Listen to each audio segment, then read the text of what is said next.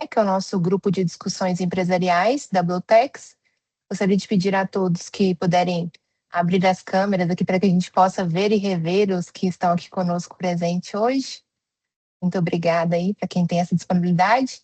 Bom, pessoal, esse espaço aqui, ele foi criado especialmente para vocês, que são profissionais que atuam em empresas de médio e grande porte, e é aqui também que a gente traz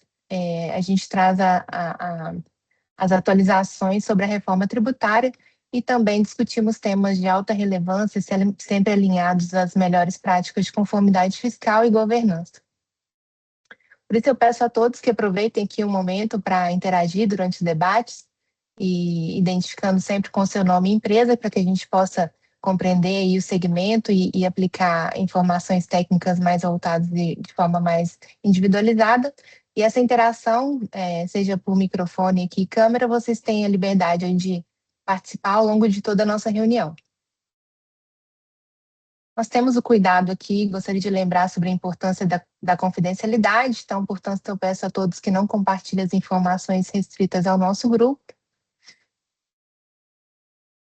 Gostaria de agradecer também a presença de... Ops, passou um antes aqui.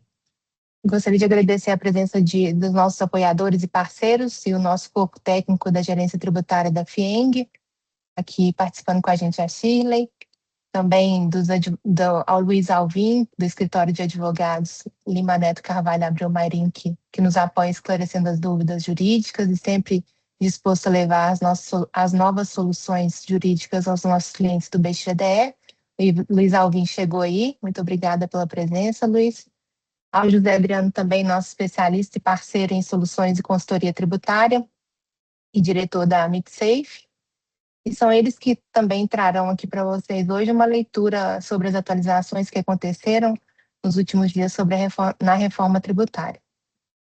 Agradecemos também a RSM, com o Saulo Caires aqui presente com a gente hoje. Muito obrigada pela participação. E Luiz Boni, da Tax Price, que também é nosso parceiro estratégico aí.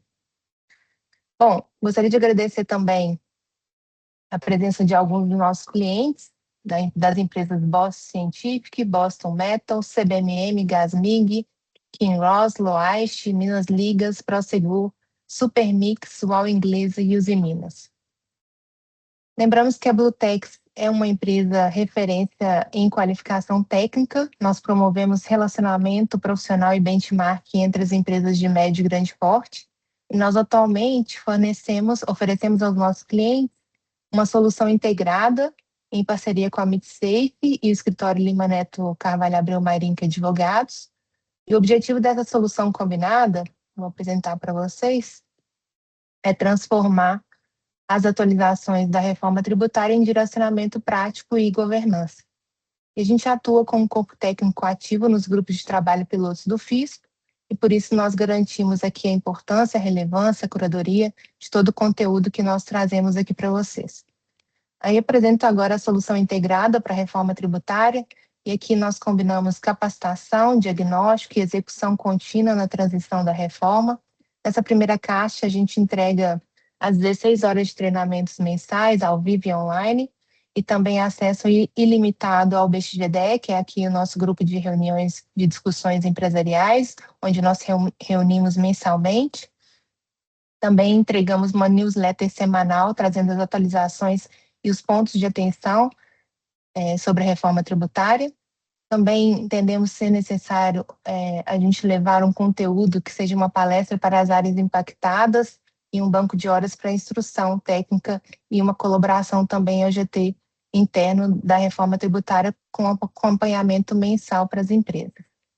Na caixa 2, nós também entregamos uma arquitetura, nós entramos na arquitetura de processos, sistemas e também avaliamos a maturidade de cada empresa, mapeamos os impactos e também realizamos os diagnósticos do modelo atual e futuro para estruturar um plano de capacitação por áreas e níveis de aprofundamento e também um plano de ação com prioridades e também responsáveis e prazos que podem ser apoiados por um PMO ou um VMO, com o objetivo de dar um suporte ali na gestão e na geração de valor desses projetos. Na caixa 3, nós garantimos ali a tecnologia e a operação da transição, com uma plataforma que pode ser avaliada com a Meditex e um BPO também que pode ser entregue de forma contínua. Nós apoiamos ali na automação e também em simulações e indicadores, além da operacionalização durante e após a transição da reforma tributária, a fim de assegurar ali a conformidade e também a consistência e sustentação desse novo modelo operacional. Se vocês quiserem saber mais sobre essas modalidades de contratação, pacote completo ou serviço avulso, nossos contatos estão, nossos contatos estão aqui, e-mail do José Adriano, estaremos à disposição para atendê-los no que for necessário. Lembrando que todas essas possibilidades de contratação, ela pode ser realizada de forma completa ou de forma avulsa ou flexível, ok?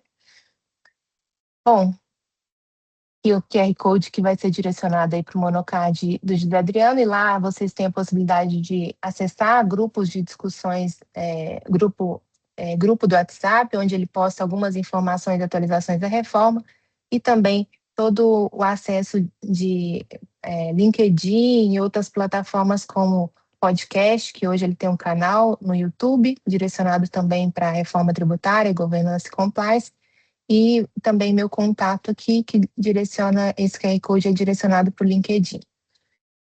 Bom, pessoal, para a nossa programação e pauta de hoje, antes da gente fazer a leitura aqui, é importante eu lembrar para os que estão chegando aí, que vocês poderão participar abrindo câmera, microfone, identificando com o seu nome e empresa, para que a gente possa ter uma interação mais objetiva e prática aqui.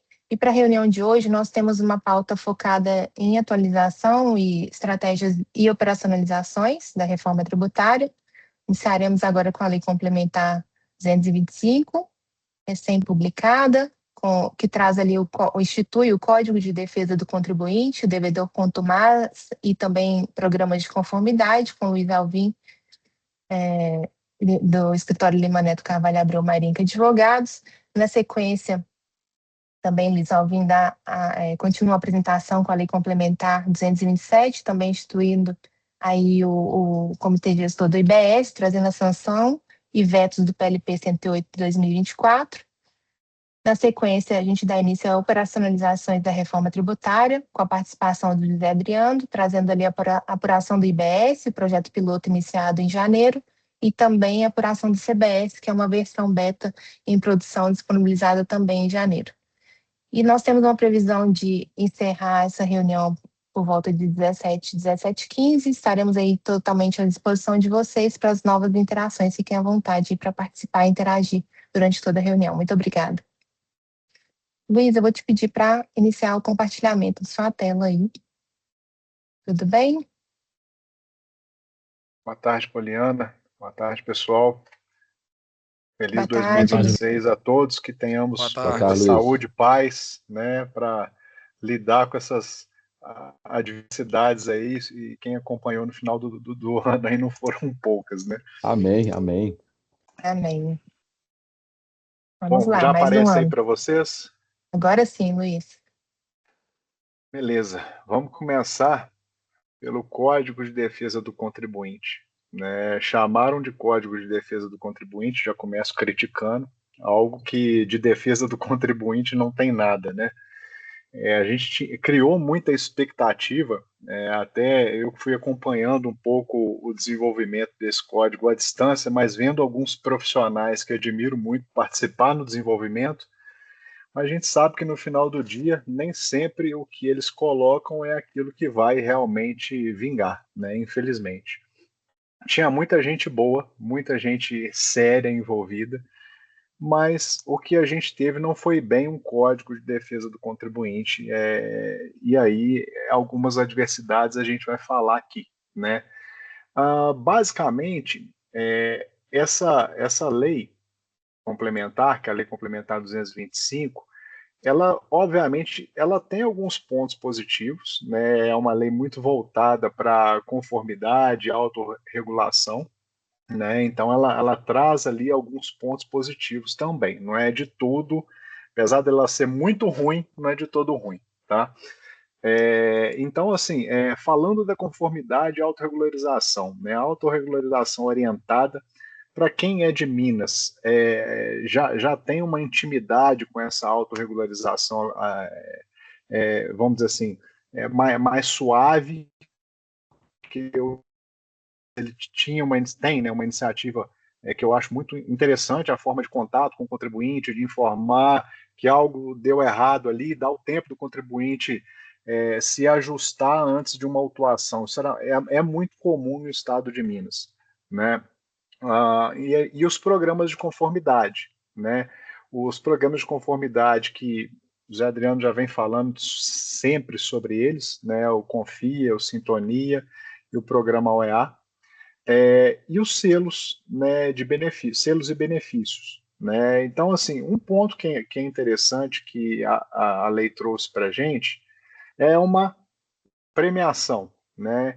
Só que ela tem alguns requisitos para que o contribuinte seja agraciado com essa bonificação, né? O contribuinte, ele detentor do selo Confia e Sintonia, ele ganha ali o desconto de 1% do pagamento à vista do valor da contribuição social, né, podendo chegar a 3%, para um período de 12 meses, e esse bônus ele é progressivo, né, e ele tem um teto a cada ano. Uma coisa que eu acho que pouca gente sabia é que a lei 10.637 de 2002, ela já previa um desconto em imposto de renda e contribuição social, né, de 1%. Essa lei ela já trazia esse desconto de 1%, a Lei 10.637, só que é para quem pagou em dia ao longo de 5 anos ali o imposto de renda e a contribuição social. Então, assim, pouquíssima gente era agraciada com isso, porque sempre há ali um imprevisto, um desencaixe, e às vezes a coisa não fecha certinho, mas já era um direito ali do contribuinte. Esse direito ele foi revogado, obviamente, porque criou-se essa nova sistemática de bonificação. Tá? E tratando do Código de Defesa do Contribuinte, o que tinha de bom para o contribuinte é só isso, nada mais. A maior parte dessa lei ela tratou de se definir o devedor contumaz, né? E aí, muito vem se falando sobre essa definição, né? Porque o que a lei utilizou? Primeiro, que ela utiliza uma estrutura de inadimplência substancial que é pequena, né? Que são débitos acima de 15 milhões em âmbito federal, né? E aí superiores ao patrimônio, né? Só que é um débito pequeno se a gente para observar nas grandes operações, né? Vamos dizer assim, um pequeno vacilo na conformidade ali, a empresa pode ter uma autuação muito maior do que essa. E ele é muito rígido, ao ponto de não permitir ali ao contribuinte algumas válvulas de escape, né? Por exemplo, aquele contribuinte que sempre pagou em dia, isso não é levado em consideração. Então, isso é um dos pontos que vem sendo muito questionado, né? Entre outros pontos, né? É um código muito fiscalista, é uma lei muito fiscalista, desculpa. Ela traz desde a inaptidão do CNPJ, a proibição de participar em licitação, impedimento de propor recuperação judicial. Para quem não tem esse conhecimento, de um tempo para cá, os débitos tributários passaram a fazer parte da recuperação judicial, antes não fazia. Então, por isso há essa inclusão aqui, né, a impossibilidade de usufruir, obviamente, de benefícios fiscais. E você trava o contribuinte em relação a oportunidades de regularização, como as transações, né? Então, assim, isso é um elemento que atrapalha, inclusive, aquele bom que sempre foi um bom contribuinte a regularizar, né, a situação fiscal dele, uma vez tratado como o devedor contumaz, né? É, a gente tem ali uma alteração no Código Penal, é uma alteração muito significativa. Há muito tempo eu venho batendo nessa tecla que a União Federal ela vem fazendo de tudo para à força acabar com o contencioso tributário. Aqui eu vejo como mais uma forma disso, de uma tentativa de se diminuir o contencioso tributário, por uma punibilidade maior, né? Então, o que eu quero dizer com isso? Houve ali uma alteração no Código Penal, porque era muito comum a gente ter a discussão da matéria tributária, e aí vamos pensar que o nosso contencioso administrativo ele encerrou, né? E era um contencioso administrativo que tinha uma repercussão penal, né? Antes do juiz receber a denúncia, a gente tinha tempo, a gente poderia fazer a discussão com toda tranquilidade, tinha o tempo de se organizar para pensar estrategicamente se a gente tomaria alguma providência de uma ação anulatória, algo nesse sentido, ou regularizar. E uma vez regularizado esse passivo formado por essa discussão administrativa infrutífera pró-contribuinte, a gente tinha ali a possibilidade dessa regularização antes do juiz receber a denúncia, porque depois que o juiz recebesse a denúncia, o aspecto criminal ele seria apreciado de qualquer maneira. Então, hoje, encerrada a discussão administrativa de forma desfavorável ao contribuinte, já não tem mais essa alternativa. Né? Não importa se ele vai acertar, se não vai, ou seja, você começa a inibir um pouco. Será que eu vou dar sequência a uma discussão administrativa que tem ali um aspecto criminal? E boa parte das vezes, eu já peguei diversas autuações nesse sentido que não tinha razão alguma o desdobramento criminal. Não tinha, né? E categoricamente comprovado. E aí a gente via que a iniciativa do auditor ali era tentar forçar um pagamento e por isso a aplicação ali, a inclusão de algum ponto criminal, às vezes até sem substância, né? E um Ô, outro Luiz, você ponto... acredita que agora vai fazer mais essa conexão a partir dessa lei complementar? Acredito que sim, porque você começa a inibir a discussão administrativa, inclusive, né, pelo medo. Né? Então, assim, a gente sabe que o desdobramento... E assim, boa parte... Outro ponto que me assusta, porque boa parte das discussões administrativas, elas acontecem com uma boa substância, mas a gente tem um posicionamento vamos chamar do tribunal administrativo, né, que vai julgar essas questões. Não vou apontar um ou outro, mas falando de um contexto geral, né, conselhos de contribuinte, etc., a gente tem uma discussão muito bem estruturada, mas que passa por alguns problemas e que boa parte das vezes aquela autuação ela é revertida no judiciário, porque o judiciário tem uma interpretação diferente. Como é que a gente vai esperar chegar no judiciário se implica ali uma repercussão criminal? Então você começa a criar um obstáculo muito grande para que a discussão por si só exista, né? Uma estratégia, e assim, uma estratégia que é um pouco complexa. Como é que eu vou inibir isso? Por vezes, eu vou ter que me antecipar e pagar, depois ajuizar uma ação para discutir e fazer a repetição do indébito, né? Porque eu evito o criminal, eu mato o criminal, mas aí eu tenho que ter um desembolso de caixa muito grande, né? Nesse caso, a gente vai ter que fazer depósito judicial, então uma série de situações aí que pode nos trazer de problema, né, para desenvolver a discussão administrativa. Eu acho que foi muito ruim para o contribuinte isso. A gente tem uma amplitude, né, do poder da Receita. A lei ela confere ali poderes excessivos à Receita para decidir quem é ou quem não é devedor contumaz. Né? E tem um artigo, não estou me lembrando ele de cabeça aqui agora, que pode, inclusive, que dá ao auditor fiscal a competência, vamos assim dizer, que hoje é uma competência do CAD, de analisar impacto concorrencial. Eu sei que nós temos auditores fiscais extremamente competentes, mas assumir uma competência que é do CAD à Receita Federal, eu acho que é um absurdo, um tamanho danado.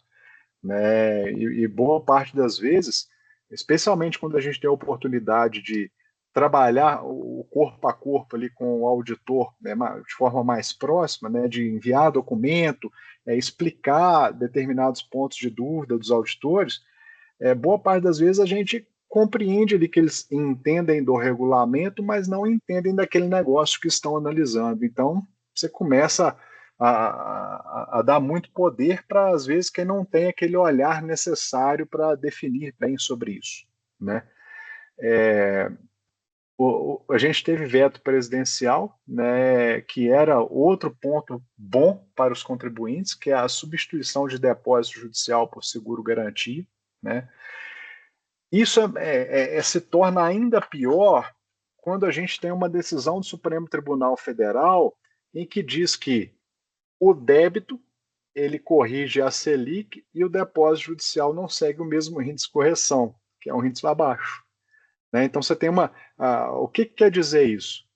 Se eu deposito o valor em juízo e não utilizo o seguro-garantia, faço o depósito, de tempo em tempo eu tenho que ir fazendo o complemento, porque o débito ele vai corrigir de forma mais ampla do que o depósito que eu fiz na conta judicial, né? E aí, uma das alternativas era substituir pelo seguro-garantia, até pelo fato de que eu substituindo pelo seguro-garantia, que às vezes o depósito é um valor muito alto, eu retorno com ele para o meu caixa.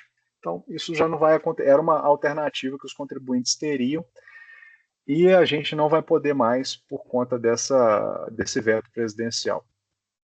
Eu acredito que essa lei ela tem alguns pontos de inconstitucionalidade, né, e isso vai gerar com toda certeza uma judicialização, né?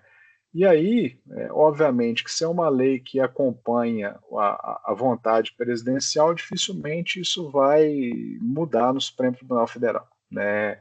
Pode ser, inclusive, que esses pontos de inconstitucionalidade entenda que não há inconstitucionalidade e é plenamente válido e aplicável, né? Então, isso é um problema para nós. Um outro perigo que tem nessa lei a adaptação, né, por estados e municípios em até um ano, permitindo que os entes locais fixem critérios próprios para a realidade econômica de cada região. Você imagina, se já há uma complexidade absurda de um auditor da Receita Federal lidar com esses poderes que lhes são atribuídos aqui, você imagina fiscalizações de municípios menores. Não que lá não vá ter gente boa, óbvio que sempre tem gente boa em todo lugar, mas a gente vive realidades mais complexas em fiscalizações municipais, né? E a gente sabe que, especialmente o município, ele tem uma necessidade de arrecadação absurda, né? Para cobrir, às vezes não tem o recurso para pagar a conta do mês, né? E aí você soma isso à possibilidade de vinculações criminais para forçar pagamento, você cria um cenário arrecadatório avassalador, né? Pelo menos em adiantamento de caixa. Por mais que o contribuinte vá tomar outras medidas ali para reaver o recurso, mas num primeiro momento você tem composição de caixa. Isso é um receio muito grande que possa acontecer. Bom, como eu não vou falar aqui dos programas, né, que o Zé Adriano sempre vem ponderando muito bem sobre eles, voltando aqui a um ponto que era bom para o contribuinte, é a questão do benefício, né? O único ponto que eu vejo como positivo ali para os contribuintes é um ponto que a gente tem uma certa dificuldade, porque você teria que ter os dois selos, né, pelo período de 1 ano, depois por 2 anos, depois por 3 anos, para conseguir gozar de todos esses benefícios nesses patamares aqui. Eu acho que era mais fácil a gente pagar tudo em dia por 5 anos do que a ter esses 2 selos por esse período todo, né? Mas é o que tinha de bom para o contribuinte no Código de Defesa do Contribuinte, tá? Então, assim, por isso a minha pergunta inicial, será que realmente era um Código de Defesa do Contribuinte? E aí a gente vai para a Lei Complementar 227. Alvin, calma. Sim. Você já está pulando, você já pulou 2 do 25 por 27. Pô, calma, 225 por 227. Deixa eu ver se ninguém quer comentar alguma coisa sobre o que você falou. Eu tenho 2 pontinhos que eu queria comentar com você aqui. Beleza. Deixa eu ver só se alguém tem algo aí, pessoal, para comentar, discordar, questionar. Enquanto o pessoal enfileira aí para questionar, eu tenho 2 pontos que eu queria comentar. O primeiro é o seguinte: você acredita que os vetos também geraram um impacto de não deixar tão claro o devedor contumaz, de não trazer tanto benefício para quem não é? Porque assim, eu vi alguns colegas dizendo que a forma com que ficou no final, considerando o veto, né? E aí, como você falou, é lógico que os vetos serão depois analisados, mas a tendência, nesse caso, foi uma coisa toda bem combinada e tudo mais, né? Então, a tendência é de se É ser manter o mantido. veto. Não é uma É, certeza, mas é uma tendência, né? o que o Zé Adriano está ponderando é o seguinte, que a gente tinha, dentro de todo o contexto, alguns elementos mais que ajudavam na definição do devedor contumaz e trazer alguns benefícios para o contribuinte. Né? E com esses vetos a gente teve um conceito mais enrijecido, né? Deixando pouca manobra. Né? E o pouca manobra, não entenda pelo lado ruim, né, de se dar um jeitinho, não é isso. A pouca manobra é pouca alternativa para o contribuinte. Né? Eu acho que vieram todos em prejuízo do contribuinte em algo que deveria ser um elemento de defesa do contribuinte. Né? Uhum. E outro ponto que eu queria comentar com você é sobre os programas de conformidade, que a gente já tem discutido bastante aqui nas últimas reuniões. A Receita Federal está posicionando os programas, então o Confia está posicionado ali para empresas que sejam acima de 2,2 bi, e então já fica restrito ali para esse grupo. Tem 20 empresas que foram no ano passado certificadas no piloto e agora abre agora essa semana ou semana que vem, para quem quiser se candidatar ao processo das 40 que serão certificadas oficialmente. Inclusive as 20 que foram no piloto precisam se certificar oficialmente para terem esse selo do Confia. E foi criado recente também o programa Aproxime, que a gente já comentou aqui também. E no 227, que você vai falar já, né, dentre um caminhão de coisas que tem lá no PLP 227, tem a previsão de um programa de conformidade, né,